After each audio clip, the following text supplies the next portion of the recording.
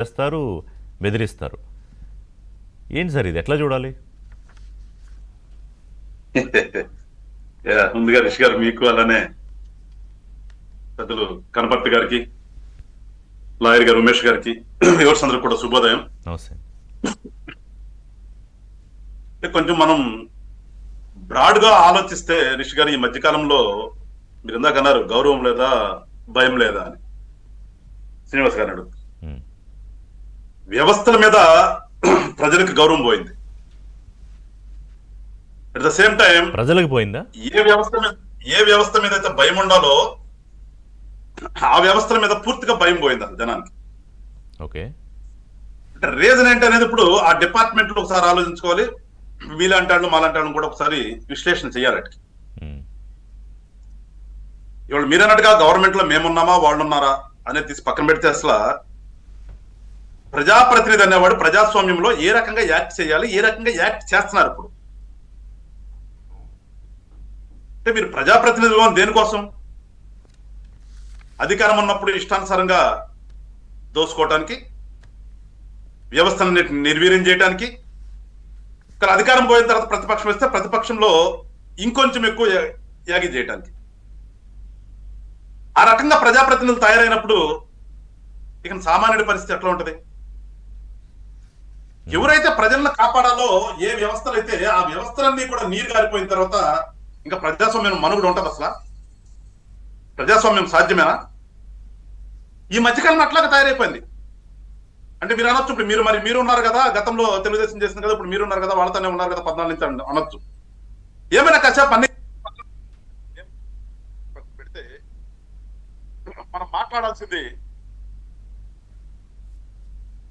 ప్రజాస్వామ్యంలో ఉన్నాం కాబట్టి, ప్రజాస్వామ్యం గురించి మాట్లాడుతున్నాం కాబట్టి ఒకసారి మాట్లాడుతుంటే ఎంత ధైర్యం ఉండాలి? నేను పేర్లు అనే వ్యక్తికి పోలీస్ స్టేషన్కి వెళ్ళి కూర్చుని సిఐని భయపెడుతూ 7 చూపిస్తాను, నేను ఎంత తెలుస్తాను, మేము వచ్చిన తర్వాత ఉద్యోగం లేకుండా చేస్తాను, ఏమైనా చేస్తానని అంత ధైర్యము ఎక్కడి నుంచి వచ్చింది? మీరు ఇచ్చిన సర్వేగా అంట. నేను పోలీసు వ్యవస్థ అంటే పోలీసు ఆ డ్రెస్ చూసినా, పోలీసును చూసినా భయపడతారు. ఒక కలెక్టర్ చూస్తే మామూలు మనిషి భయపడ్డు. కలెక్టర్ వస్తుంటే రోడ్డు మీద ఎవరు అసలు పట్టించుకోరు. అదే ఒక హోమ్ గార్డు, అంటే హోమ్ గార్డు తక్కువ చేస్తాను కదా, హోమ్ గార్డుకు వచ్చినా కానీ హోమ్ గార్డు యూనిఫామ్ చూస్తే భయపడతారు మనిషి. అలాంటిది మరి వాళ్ళ పోలీస్ వ్యవస్థ అంత నిర్వీర్యంగా ఎందుకు తయారైపోయింది? ఏం చేస్తున్నారు అసలు? ఎక్కడొచ్చింది ఈ సనువు? మీ మీద మీ స్టేషన్కి వచ్చి ఒక వ్యక్తి కానీ సరే, ఎస్ ఒక ప్రజాప్రతినిధి లేదా ఇంకొక సమ్మాన్ ఎక్స్ అండ్ వై మిమ్మల్ని నిలదీసి పోట్లాడే అంత వచ్చిందంటే ఏదో మీ దగ్గర తప్పుండ పట్టే కదా, మీరు నీరు గారిపోబట్టే కదా. లేదు ఇంకో రెవెన్యూ డిపార్ట్మెంట్ తీసుకుందాం, డిపార్ట్మెంట్కి వెళ్తే ఇవాళ సామాన్యుడు కూడా అక్కడికి వెళ్ళి బాధపడుతున్నాడు, వాళ్ళని గౌరవించే పరిస్థితి తిట్టు వస్తున్నాడు బయటికి.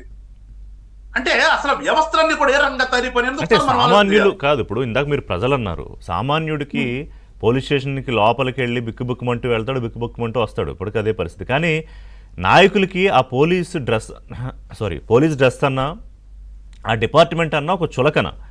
ఆ పార్టీ ఈ పార్టీ అని కాదు, సరే వైసీపీ ఒక మెట్టే అన్నా ముందుండొచ్చు. ఇక నా పాయింట్ ఏంటంటే, మీరు వ్యవస్థలు మీరు ఏం చేస్తున్నారు, నిర్వీర్యం అయిపోయి అన్నారు వెంకటేశ్వర గారు. You are senior politician. వ్యవస్థలు నిర్వీర్యం చేసేసింది ఎవరు అంటున్నాను నేను. అందుకే సార్ ఇందాక కొంచెం బ్రాడ్ గా మాట్లాడింది, అందుకనే మేమా వాళ్ళు అనేది మాట కూడా మాట్లాడింది అదే. అసలు ఆ స్టేజ్కి వాళ్ళు తీసుకొచ్చిన తర్వాత ఆ వ్యవస్థలో ఉండేటటువంటి వ్యక్తులు అట్లా అవ్వకూడదు కదా.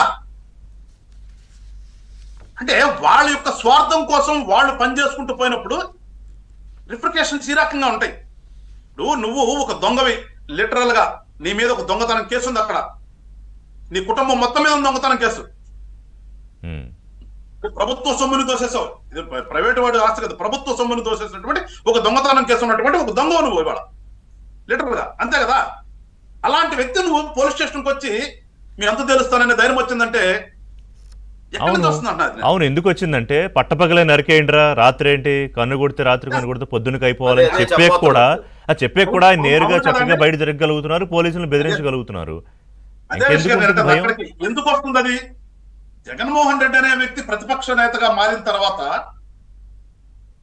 పట్టలుపదీసి కొడతాను, మీరు సప్త సముద్రాలు అవతల ఉన్నా కానీ తీసుకొచ్చి మీ అంత తెలుస్తాను అన్నప్పుడు గవర్నమెంట్ ఏం చేస్తుందండి?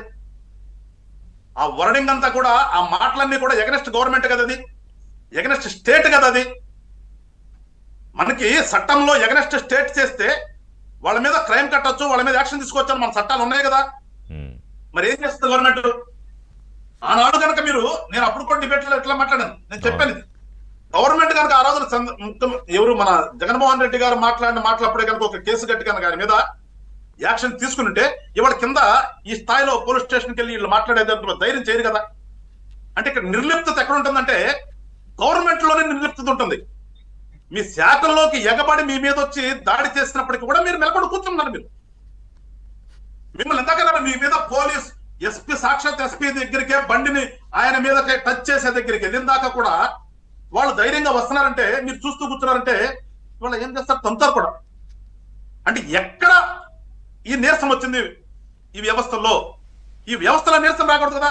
పొలిటికల్ గా నేను ఒక మాట మాట్లాడుతూ ఆయన ఒక మాట మాట్లాడచ్చు, ఇలా మేము అధికారం ఉండొచ్చు, రేపు వాళ్ళ అధికారం ఉండొచ్చు. అంటే ఇక్కడ అసలు అధికారం అనేది తీసి పక్కన పెడితే మేము ఎవ్రీ 5 years గా మా మార్పులు చేర్పులు అంటే మేము పార్ట్ టైం ఎగ్జిక్యూటివ్, మేము మీరు పర్మనెంట్ ఎగ్జిక్యూటివ్, మీరు మీ ద్వారానే చేయాలి. నేను చెప్పరా, కనపర్తి సింగ్ గారు చెప్పరా, మీరు అంటే చెప్పరా? కానీ ఇప్పుడు వాళ్ళు చూసి మనందరికీ తెలిసిన ఓపెన్ బహిరంగ రహస్యం ఏంటంటే, ఇప్పుడు ఒక ఎస్ఐ ఎవరు ఉండాలి, ఒక సిఐ ఎవరు ఉండాలనేది, ఒక నిమిషం ఉమేష్ చంద్ర గారు